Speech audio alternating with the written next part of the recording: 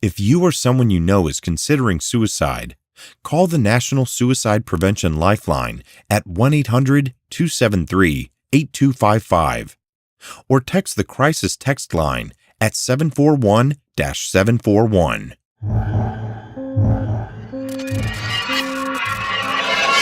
A startling new report from the Centers for Disease Control. Researchers say teenage suicide is growing at an alarming rate. Since the year 2000, the suicide rate for teens is up 28%, with a startling average of 5 deaths a day. New CDC data shows suicide rates aged 15 to 19 increased more than 30%. The CDC also says suicide rates for teenage girls are at a 40-year high. In June, 12-year-old Mallory Grossman took her own life. Her mother, Diane, says it was because she was harassed in texts, on Snapchat, and Instagram. When you change the way you look at things, the things you look at change.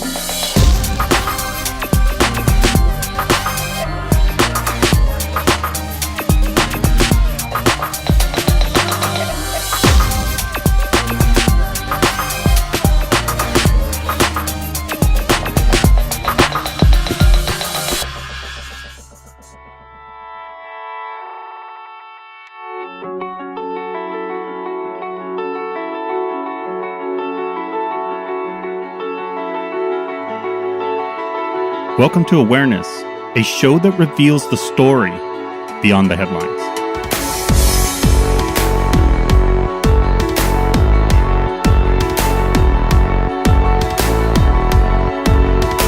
Welcome back, and thank you so much for being patient through the mid-season break. Today we are going to begin the bullying series with the two-part story of Mallory Grossman. And over the next few episodes, we are going to do a deep dive into the issue some are calling an epidemic.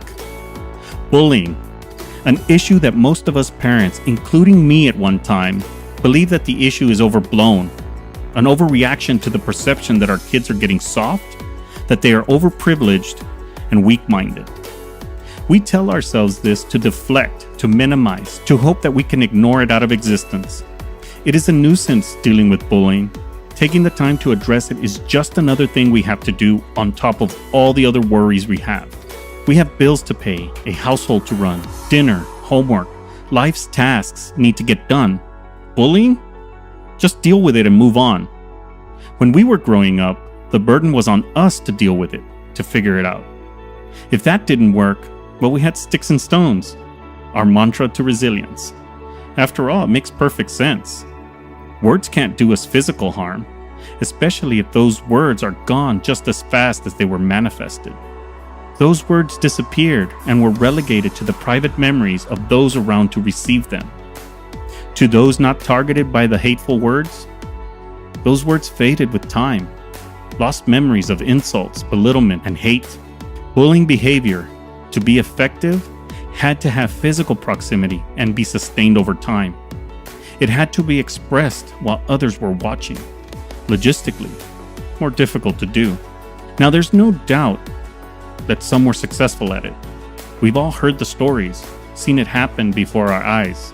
We know what the impacts were. Absolutely devastating. Back then, solutions to this problem were more practical. Remove the kid or the bully from the situation, even if it was temporary. That break from the insults gave us a fighting chance, allowed us to absorb the moments of love and kindness from those who cared about us. Then, technology changed the game. Social media has given us the ability to communicate with anyone in the world in an instant. It allows us to connect in ways never before imagined. Communication is no longer limited to the words that we could hear. A picture is worth 1,000 words. A GIF from a favorite movie perfectly describes our reactions. It is an exciting way to communicate. Technology has enriched our lives.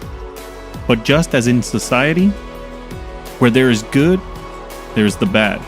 And technology has allowed the bad to get worse. Gone are the days of verbal abuse fading into the cosmos. No, it's on a server somewhere being replicated thousands of times over, magnifying its effect over time, reaching hundreds in seconds. Delete the post. Too late. Someone has a screenshot, and someone else has one-upped the first comments. Likes, shares, the cycle never ends. This is what our kids are facing. No reprieve, no recourse, and no one to turn to quickly solve the problem. No, we can't ignore it. We can't believe that our kids will deal with it. It is a different world. Technology has changed it in ways we are only beginning to understand. It feels like an unstoppable machine. We don't have the skills yet to deal with this issue. We barely even understand it, and we don't even want to acknowledge it. All the while, our kids are solving their own problems, believing that we are powerless to protect them, believing that we don't understand and we can't relate. There are parents currently going through this situation, struggling to keep it together to be strong for their kids. Is this an epidemic?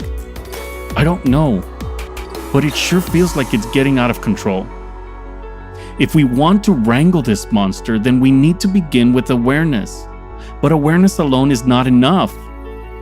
We need to be able to act on the information we have. It is my hope that through this series you can gain a bit more understanding of the issue, so that you know what to do, when to do it, and what we are up against. My goal is to provide a comprehensive look into bullying. You will hear about Mallory Rose Grossman and the Grossman's family's fight to raise awareness and to address the issue head on. You will hear about bullying from another point of view and how schools may not be addressing the problem. It is quite possibly the reason bullying behaviors are expressed. You will also hear from a therapist whose mission it has become to empowering kids who have been bullied. And then there is my encounter with a school official. One of my daughters was in the middle of a situation that I would have otherwise blown off. But knowing what I know now, I didn't let it go, and I'm glad I didn't. I've been looking into bullying for over a year now, and I guess I didn't realize that I would be confronted with it on a personal level. Not my kid, right? Wrong. I recorded a conversation with a school official, per Dr. Perodin's advice, on last year's episode on bullying awareness. I will be sharing that with you as well, but not so I can call out the official, but so that we can learn from it and start a discussion. The bullying series begins with the two-part story of Mallory Rose Grossman, a 12-year-old whose spirit was crushed by the burden of bullying and ended her life by suicide on June 14, 2017. On today's episode, we will examine the acts of bullying Mallory experienced. We will look at the aftermath, and we will also look into the mechanisms that were in place to help Mallory and her parents through these acts of hate. By the end of this episode, you will likely reach the same conclusion that I did while researching this story. And that is that I shouldn't be doing an episode about Mallory Rose Grossman. Stay with me.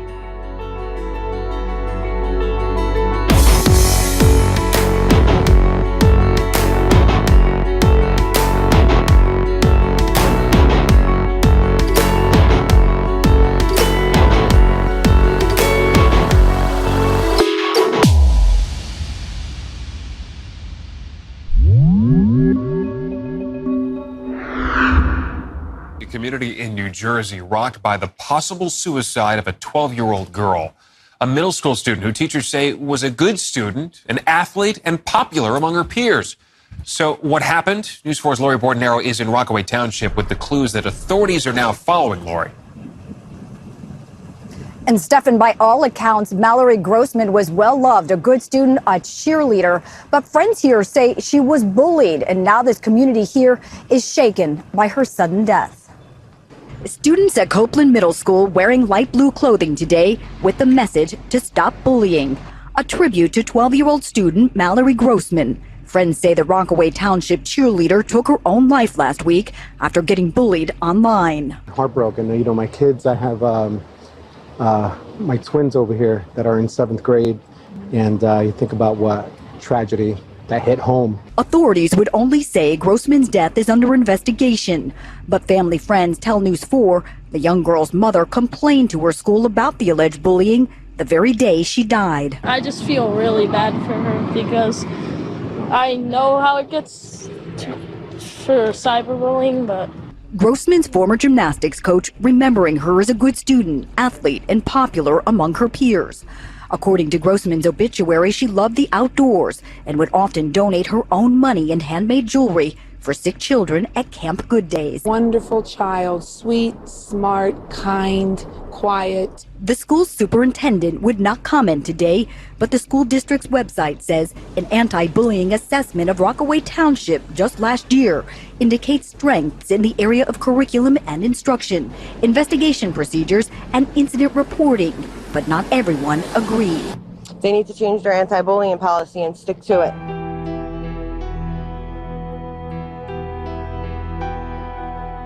During the 2016-2017 school year, Mallory allegedly endured bullying and harassment from 4 girls in her school.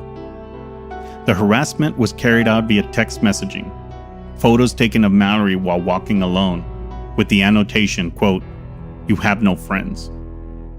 Mallory was socially isolated in public. The girls spurned her by not allowing her to sit at a lunchroom table, and subsequently ostracizing her. Mallory was forced to eat alone repeatedly in the guidance office. Snapchat was used to further harass Mallory, and in front of others was told, quote, "When are you going to kill yourself?" Mallory repeatedly asked the girls to stop, but was met with nasty responses. The harassment happened during class as well. One of the girls engaged in verbally taunting and constantly kicking the back of Mallory's chair. In the attempt to give Mallory reprieve, Mallory was removed from the class, a class Mallory loved, further victimizing her. Staff at the school that you will hear should have known not to do this. For months, attempts to stifle the bullying were unsuccessful. The school training and policies were failing Mallory, and all the while her spirit was being crushed, bit by bit, comment by comment.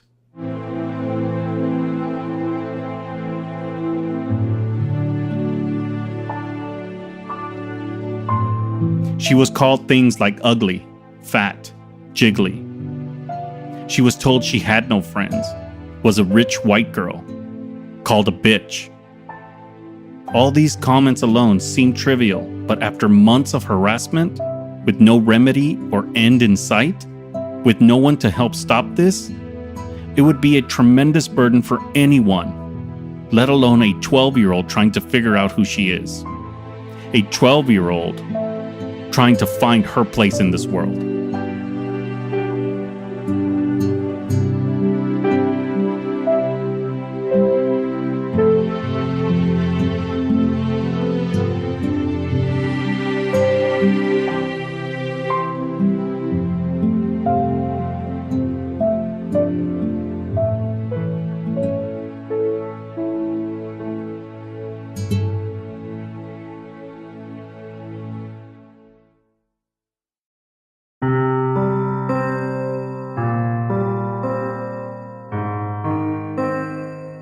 Imagine for a moment that you have taken your last selfie with your child, the last recorded moment when your life was complete.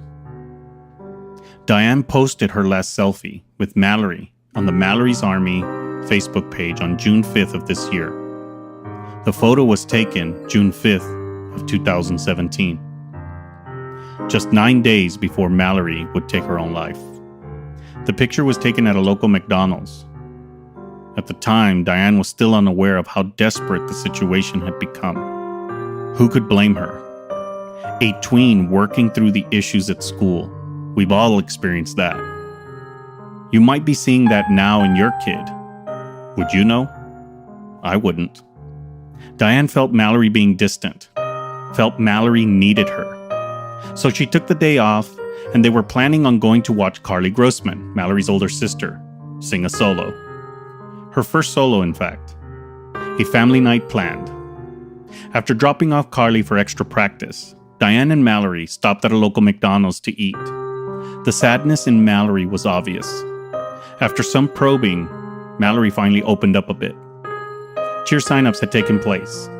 Mallory didn't want to sign up. 2 of the girls targeting Mallory signed up even though they had never cheered before.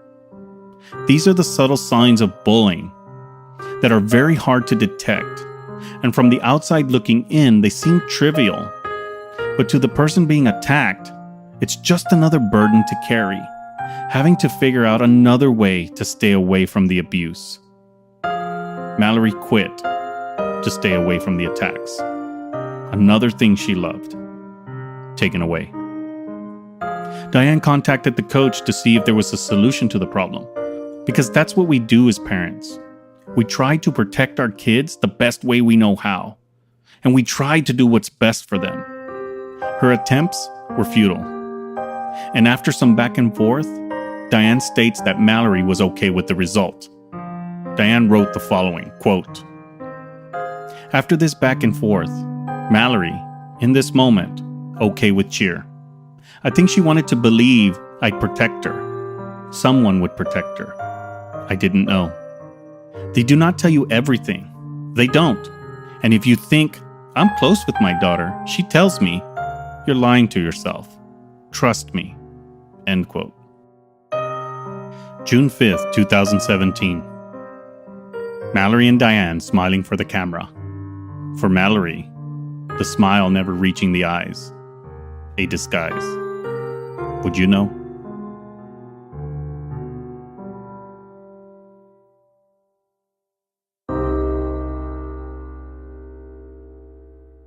Diane and Seth engaged the school trying to help their daughter through this. Armed with outdated parenting strategies and with the belief that the school would help protect Mallory, they did everything they knew to get this to stop. They expected the school to help protect Mallory, not an unreasonable request. And based on New Jersey law, it was their obligation with respect to harassment, intimidation, and bullying. The school's solution to address the instances of bullying after being made aware was to have Mallory and the girls hug each other. As you will learn on a later episode, this action actually perpetuates and encourages bullying behaviors. Again, has the training failed? It's just another example of how bullying behaviors are misunderstood. Diane and Seth scheduled a meeting with the school to address the situation head on. The fight to protect Mallory was on. The meeting was set for Wednesday, June 14th, 2017. On June 14th of this year, Diane posted on the Mallory's Army Facebook page the events of that day. I have enlisted the help of Catherine to help with the reading of Diane's post.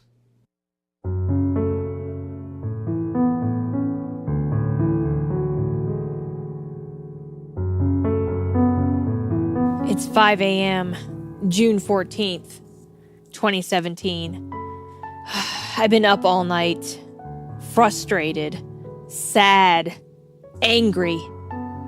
I go to a quiet place, the place where much of my writings take place.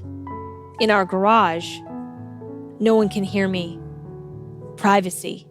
Diane called her sister Angela. She knows the burden Mallory's carrying. It's bad, I say. I told her about the breakdown the night before. I shared with her how Mal cried so hard in Carly's arms. I finally cried to her, my sister, my rock. I needed her that faithful morning. I'm the oldest, but in this moment, I needed help, guidance. For the first time in my life, I didn't know what to do. My child was in trouble. She was hurt, devastated by the hateful acts of others. Our family was exhausted. Little did we know what real sleeplessness would feel like. I tried to play the game their way, emails, calls. My words fell on deaf ears. The refusal to acknowledge what Mallory's experiences were like at school. It's so easy to dismiss things you don't really care about, or things that don't concern you.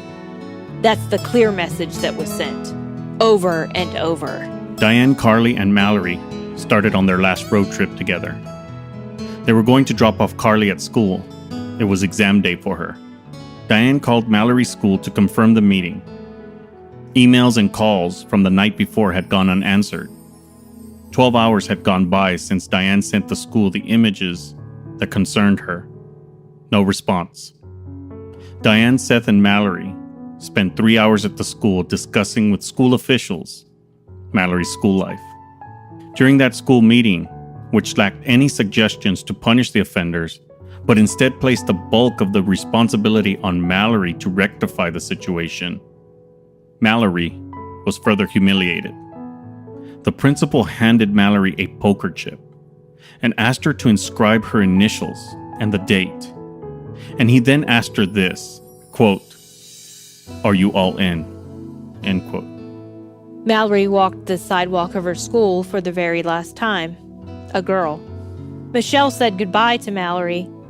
I reminded Mal to be pleasant even in her frustration with her day. I said, "Mal, don't be rude. Say goodbye to Michelle."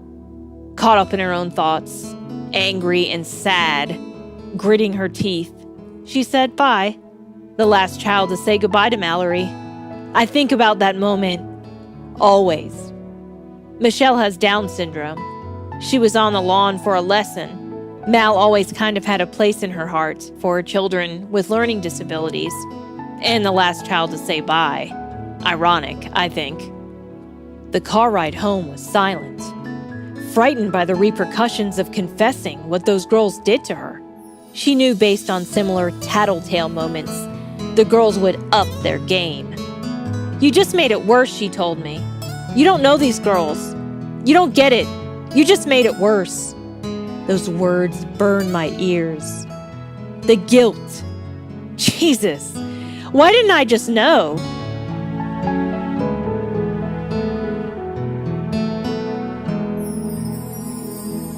After getting home, Diane made Mallory her favorite meal. Chef Boyardee spaghetti with meatballs. She sat quietly eating, refusing to make chatter with Diane. Diane reassured her that it was over. She lay in her bed.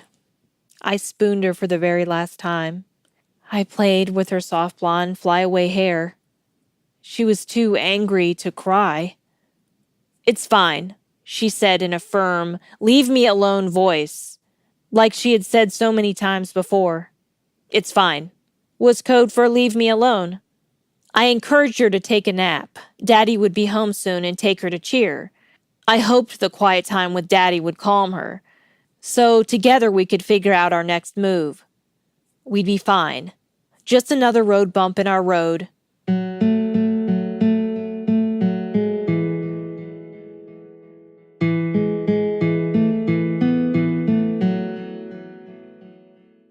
Three hours later, I heard a tone in Seth's voice I'd never heard before. Mal hurt herself. I wanted to pretend it was a cut. "Take her to the doctor," I said. "Come home now, she's hurt." I realized it was a sound of desperation I'd never heard before. "The paramedics are working on her now," he said. That statement alone told me it's bad. Carly stepped into action. I stood on the streets of New York City with a helpless blank look on my face. Tears. I'm hours away. In this exact moment, stranger came to our rescue. In NYC, strangers stepped in to help us. "Are you okay?" It was my first glimpse into the kindness I will be gifted much later in the weeks, months to come. I sat in the car praying for a coma. Imagine that. Praying she would be in a coma. "Just give me time to fix this," I asked God. "Not this. Not this," I said. "We've been through so much," I reminded him. "Not this. I can take the other shit thrown at us, okay? Loss of job, loss of our family home, the struggle to make ends, balance of work and life. I can take it. But not this," I discussed with him. Diane's calls to Seth went to voicemail. Texts went unanswered. Diane writes, quote, "And he didn't have the words or strength to talk to me. The phone was no place to deliver the news. The phone, no place to reveal our new normal." I knew if I could just see Seth, I'd know my fate. As I turned the corner, the hospital wing was waiting on my arrival. You could see it in their faces. I saw the chaplain first, and I knew. God, did I know. 2 nurses held Seth's elbows to help him walk. His legs weak, unable to stand. I screamed when I saw him. Chaplain Detective Seth. I knew what was about to be said to me.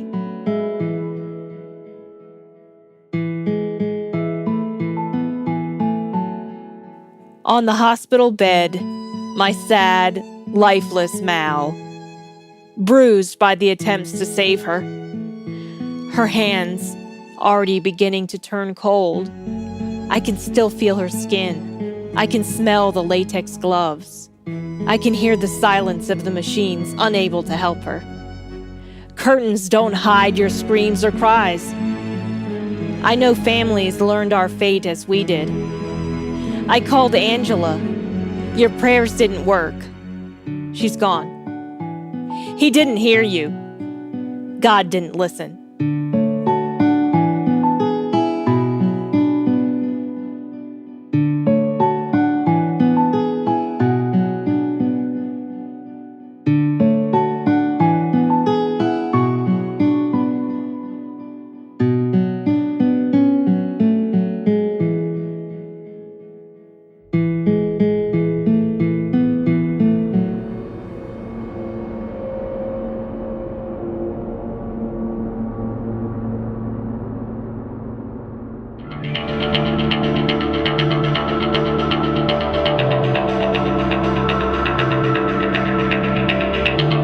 Up next, we take a look at the aftermath and why this should not have happened. Stay tuned.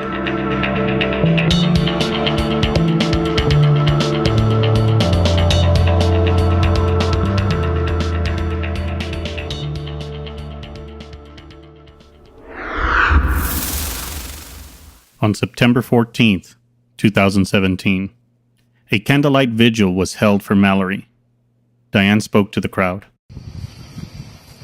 We want this candle and this light to symbolize the power of people coming together in honor of Mallory. Mallory was born on Earth Day, and she died on Flag Day. And I don't think that symbolism is, I don't think it was coincidental or accidental. I think the fact that she was born from the earth, and we raise a flag in her honor. This isn't about wearing blue or about bracelets or anything else. This is about deciding as a generation that if it's not kind, you won't like it, you won't heart it, you won't smiley face it, you won't laugh out loud it. You have to make the decision what's important to you and what's relevant. Our generation will start this fight. All of you will finish it. Thank you for coming tonight and celebrating Mallory. I believe that the rain coming down us tonight are the angels crying and recognizing that we hear her and that she's here. I want all of you to know that I hear your messages, I read them, I do what I can to respond to them. I'm here. You can approach us, you can talk to us, and we feel you. Every single one of you, we feel you. Thank you so very much for all of your support, all of your love, everything that the community has done for us. We cannot thank you enough. Good night, and God bless, and may kindness be what guides you every single day. Remember, if it's not kind, what do we not like? We don't like it. Say it with me. If it's not kind, we don't like it. If it's not kind, we don't like it. Thank you, and please have a wonderful night and hug your children just a little bit tighter tonight. Thank you.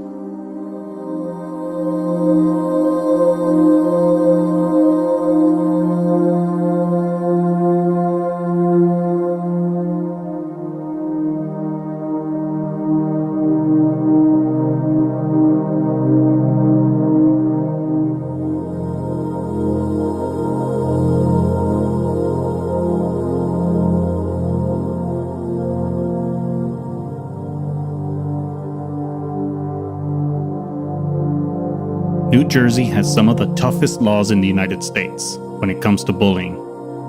If this is true, why does this keep happening? Why did it happen to Mallory? Why am I here today bringing you this story? What you're about to hear is knowledge of the issue at the highest levels of the state. You're about to hear legislators put into place a clearly defined plan for how to handle bullying. As I listened to it, it gave me confidence that these guidelines are aimed at protecting kids while they are in the care of school officials. Until I saw the date of the press conference. Over 6.5 years ago, on October 25th, 2010, a press conference was called to announce the New Jersey Anti-Bullying Bill of Rights. That's right, folks. New Jersey was at the forefront of the anti-bullying movement. If this can happen in New Jersey, then it can happen anywhere. All the guidelines were in place to protect Mallory, to give the schools the guidance they needed to implement safety measures. Good morning, everyone. This is a great showing this morning. Thank you all for coming. As you know, we are here this morning to introduce New Jersey's Anti-Bullying Bill of Rights. And we have all worked very hard in putting together this comprehensive piece of legislation, which certainly, as you can see, transcends politics and partisanship, as you can see by the support of all of the legislators here today and to those who have signed on as co-sponsors as well. As you may know, New Jersey was one of the first states to address the issue of school bullying with legislation in 2002 and cyberbullying in 2007. Right now, though, New Jersey's rate of bullying is actually higher than the national average, and it is imperative that our state once again takes the lead. For most of us, I think it's fair to say that for most of us standing here today, when we were growing up, bullying was pretty much accepted as a rite of passage, as something that you just tolerated. This legislation will create a standardized way to identify and investigate incidences of bullying, and it will also train teachers, administrators, Board of Education members to identify and prevent bullying. Look, bullying is a serious, serious matter. And yes, the education of our children begins at home. But there is nothing more important than the physical and emotional well-being of our children. And we should do everything in our power to ensure that they have a safe environment that is conducive to learning. And the students, the children, need to know that their school community will stand alongside their parents to help and protect them, and that's what this legislation seeks to do. Over the past several months, there's certainly been no lack of media attention and public debate in New Jersey's education, whether it was the loss of $400 million in the critical funding for Race to the Top, whether it was the $100 million grant by Mark Zuckerberg, announcing this on the Oprah Winfrey Show, and recently the $30 million to charter schools. While the debate still sparks emotion, and I think the intent is the well-being of all our kids, it really means nothing. It means very little to the tormented, bullied children in our schools. Across the United States, 160,000 students stay home every day. And rather than missing valuable classroom time, they're home because they don't want to face their tormentors in the hallway, lunchrooms, or on the bus. And school should be a safe place for kids, a safe environment to learn. It's becoming a war zone, and for so many, it's so unfortunate that it is. The impact on many of these kids is often immeasurable. For some, it means lower academic performance and test scores, keeping them really a step behind for the rest of their lives. And for others, it means something unspeakably worse. As you heard the legislation, I would just like to reiterate that it's really about awareness, prevention, training, response, enforcement, and accountability. And I think that's the core, and it's also changing the culture of our children and our schools. We will have a week of respect in October. It's will get it, K through 12. And also in higher ed, we'll address it with a student code of conduct. It's about changing the culture of not only the kids, but the entire community, of the entire school community. We're giving them the tools to do that. And hopefully this message of disapproval makes it clear that the behavior aimed at another student that is either harassed, intimidated, or bullied will not be tolerated. Clearly, awareness isn't enough. Laws are not enough. Guidelines are not enough. These things are only as good as the people entrusted to implement them. And when that doesn't happen, it's a systematic failure. A failure with dire consequences. I want to know more about the Anti-Bullying Bill of Rights. So here's a lawyer breaking it down a bit further. Now keep in mind, the bill is much more comprehensive than the explanation, but it will give you a good sense of why Mallory should be with us today. Hello, my name is David Nash. I'm legal counsel for the New Jersey Principals and Supervisors Association and coordinator for the Legal One program.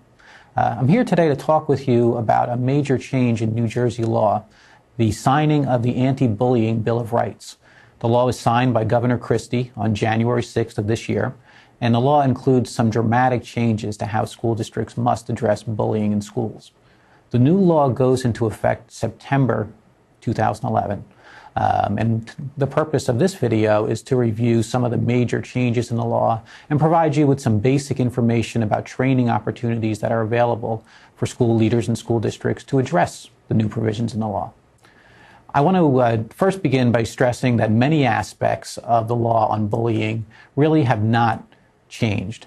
New Jersey signed an anti-bullying bill into effect in 2002, and I'm going to review with you those provisions in the 2002 law that are still effective and will not change in September. There are some new provisions that we're going to be reviewing, including some revision to the definition of bullying. The new law clarifies issues related to how we address conduct away from school grounds. I'll review with you some of the unique provisions in the new law, including a provision dealing with school safety teams. There's a new provision requiring an anti-bullying specialist to be in place in every school. There's a new requirement for all schools to have an anti-bullying coordinator. And there really are some significant changes in how school districts have to conduct investigations and report incidents of bullying that we'll be reviewing as part of this video. First, let me begin with a new definition. The new definition of harassment, intimidation, or bullying has several major components. The first is the type of action that we're looking at. The law is very broad, and it has been since 2002. It could include any gesture, or any written, verbal, or physical act, or even any electronic communication under revisions to the law that now includes cyberbullying. The law addresses the motivation of the action. It could include any actual or perceived characteristic that a student may have. There are some examples that are spelled out in the law, such as race, color, religion, ancestry, national origin, gender, sexual orientation, gender identity and expression, disability. But the law also says that the motivating factor could be any other distinguishing characteristic. So it's a very broad definition. And again, that's been true since 2002.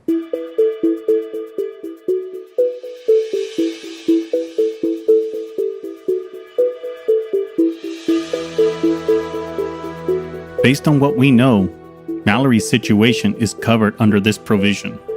The law also addresses where the alleged incidents of bullying may have occurred. Obviously, it deals with incidents that occur on school property, at school-sponsored functions, on a school bus, but the law also makes clear that in many cases you must address conduct that occurs off of school grounds, and we'll address that in more detail later on. The new definition talks about the level of action that rises to the level of bullying. Not all issues involving student misconduct constitute bullying. It requires in all cases that we demonstrate, in order for an incident to be considered bullying, that the incident led to substantial disruption or interference with the orderly operation of the school, or a substantial disruption or interference with the rights of students, and that it meets one of the following additional conditions. For example, we have to determine whether or not the behavior had the effect of insulting or demeaning students or a group of students, or did the behavior create a hostile educational environment for students?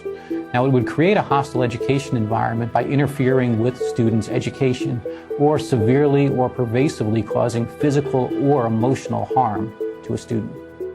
On and off campus bullying? Check, check. Did the behaviors interfere with Mallory's education? Check.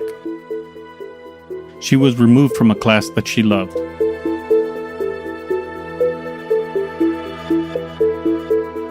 The new definition clarifies that bullying may be from a single incident or a series of incidents.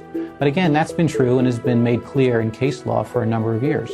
The new law also clarifies that bullying could be something that results in either emotional or physical harm. It doesn't have to be physical harm, certainly it could be emotional.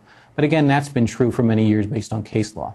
The new law clarifies that school districts have a duty to address bullying that occurs off school grounds if the behavior meets the legal definition of bullying that we just reviewed, including causing a substantial disruption, and that the behavior is demeaning to a student or group of students and or creates a hostile educational environment. As far as conduct away from school grounds, in New Jersey, there has been an obligation for school districts to address conduct away from school grounds that disrupts the environment for many years.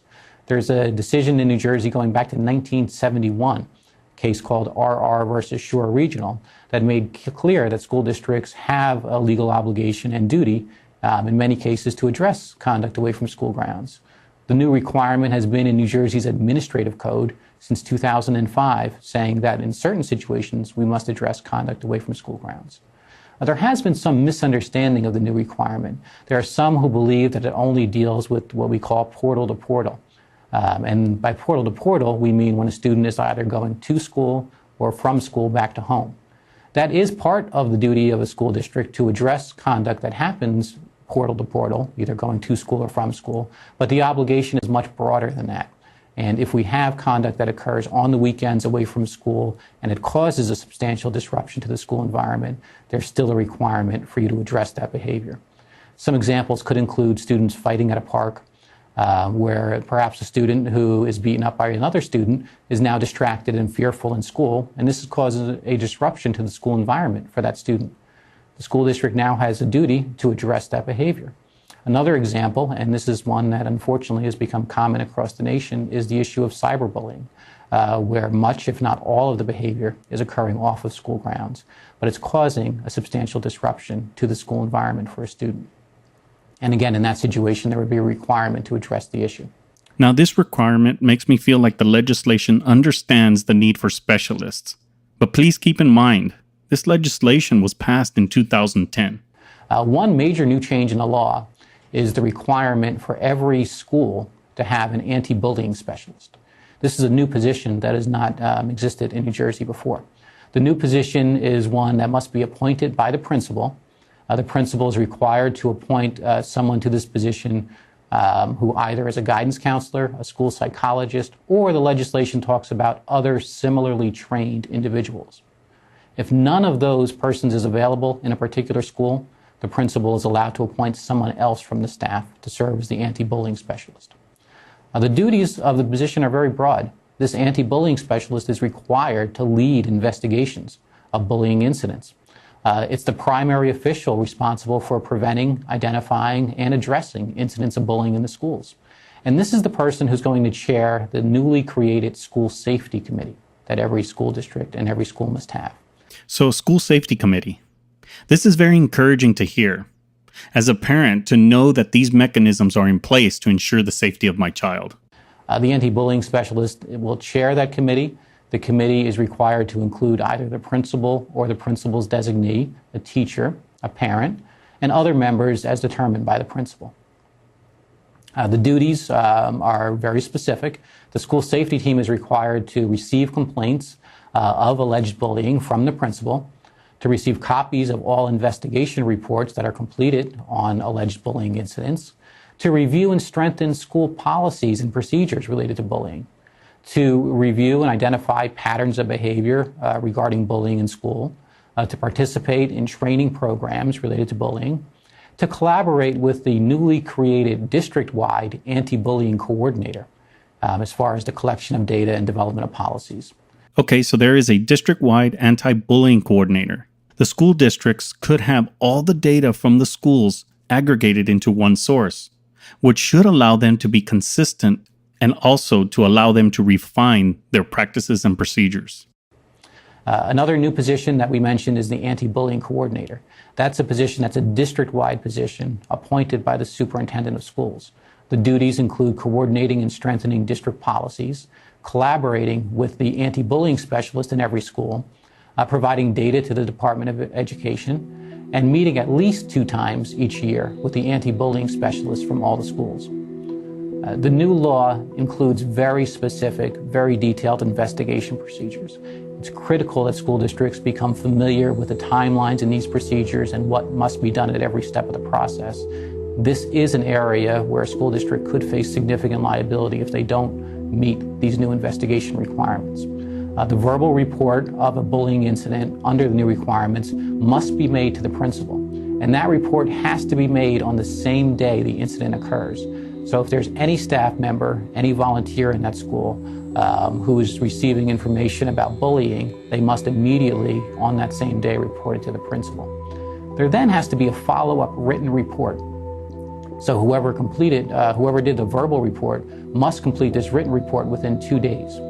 The principal then has to investigate an investigation. And actually, the law is not clear on whether the investigation must begin within 1 day of the verbal report or the written report. So what we're recommending is that the principal immediately initiate that investigation, certainly within 1 day of receiving the verbal report.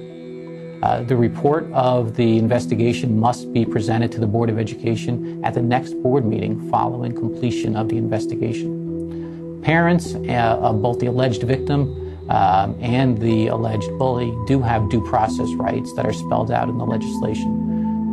Parents of all parties have rights to receive information regarding the investigation that took place. The information must be provided within 5 school days after results of the investigation are reported to the board. The parent of any of the parties may request a hearing after receiving the report, and that hearing must be provided within 10 days of the request. The parents of the alleged victim also have additional rights. They have the right, if they believe that the civil rights of their child were violated, to file a complaint with the New Jersey Division on Civil Rights. That would have to be done within 180 days of the alleged incidents. Parents also have a right to file in Superior Court or in Federal District Court if they believe the bullying that occurred is based on a protected characteristic under state or federal law. Regarding bullying incidents, the law makes clear that employees may be subjected to discipline if they don't properly address and respond to incidents of bullying. School administrators who fail to initiate or conduct an investigation, or who should have known of an incident and failed to take action, may be subjected to disciplinary action.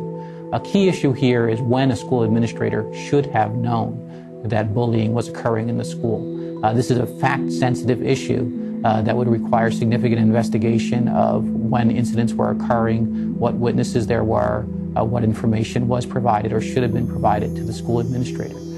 You do need to have, as a school district, clear internal reporting procedures so that you can show that you have done all you can as a district to make sure incidents are being properly reported. And you also need to make sure that you're providing the required training so that school employees know how to properly report incidents of bullying. As you can see, New Jersey has put into place a comprehensive new scheme for how we address bullying and harassment in our schools. This is a tremendous change in the law for New Jersey school districts. It's something that in many ways has been inspired by tragic events both in New Jersey and across the nation, where we have had students who have committed suicide and had other horrific consequences imposed on them because of bullying and harassment. The new law is intended to ensure that we do everything possible to make sure those incidents don't occur in the future. We urge you to take the time to review this video with your staff, to review other materials that we provide on our websites, and to take the time to ensure that all of your staff are properly trained to address this critical issue.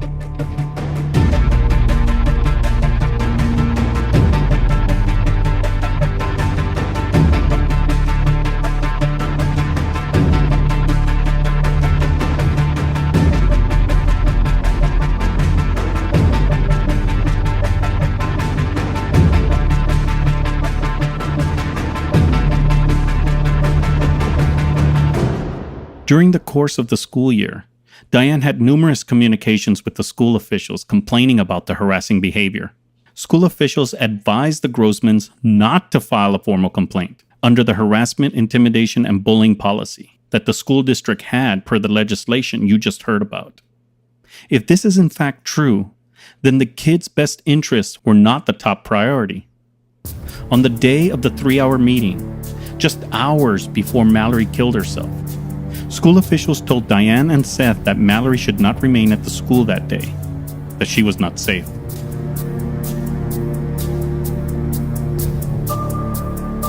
On June 19, 2018, the Grossman family filed a lawsuit in the Superior Court of New Jersey, Morris County, against the Rockaway Township Board of Education, along with various school officials. The parents of a 12-year-old say months of unrelenting bullying led to her suicide. The family of Mallory Grossman making the claim in a wrongful death lawsuit filed against the Rockaway Township Board of Education and its staff today. The family saying the school district should have done more to protect her. Eyewitness News reporter Michelle Charlesworth live in front of the middle school where Grossman was once a student with more. Michelle. Well, good evening. Mallory Grossman's parents say that this lawsuit in my hands is them screaming for help, for change in the schools. This is Copeland Middle School in Rockaway Township. This is where 12-year-old Mallory went to 6th grade. This was a young girl, her parents described, full of strength and promise, life and spirit, and that she was so sensitive to others' feelings. Her parents are suing to change the way all schools confront bullies in class and on social sites and kids' phones, and how they empower good kids to stand up for what is right, not to pile on, and to draw attention to awful behavior. Mallory's mother and father want schools to stop acting, they say, like it's 1982, and her mom says the schools just need to wake up. Change. I really want schools to understand the gravity of what has happened. Mallory is not a 2-minute news story. She is our daughter, and she's forever gone. Our family has changed because of this, because they chose not to put systems in place. They chose not to protect her. So I want other school systems to learn from this and to start making immediate changes within their buildings. Again, the lawsuit filed today against the school system here and the town. She was taunted relentlessly and repeatedly by one classmate in the weeks leading up to her suicide on June 14th of last year. Mallory was asked by these kids, quote, "When are you going to kill yourself?" Her parents say this was a spirited young girl, 12 years old, who was so sensitive, and they were screaming for help. They say they have evidence of that and that the schools simply did not do anything to punish the kids who were doing this. They say it was entirely preventable. Her mother has started something called Mallory's Army. You can find it on Facebook. We'll have more on that coming up at 5:30. We're live in Rockaway Township. Michelle Charlesworth, Channel 7, Eyewitness News.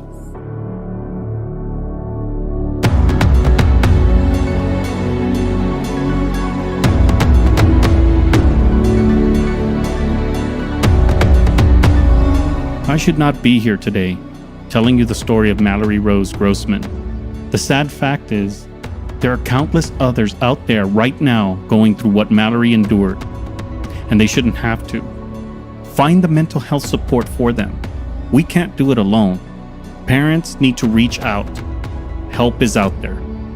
There are countless others on the other end as well, doing the bullying. Check in with your kids. Teach kindness. Embrace it. All the policies and procedures were in place to ensure that Mallory had a safe place to learn. The school system just needed to apply them. So don't be lulled into being complacent. Laws, policies, and procedures are only as good as those who are entrusted to enforce them.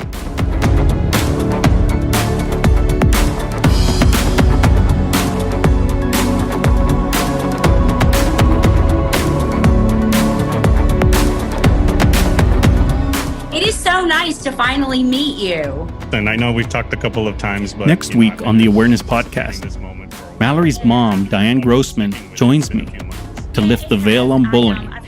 You do not want to miss this.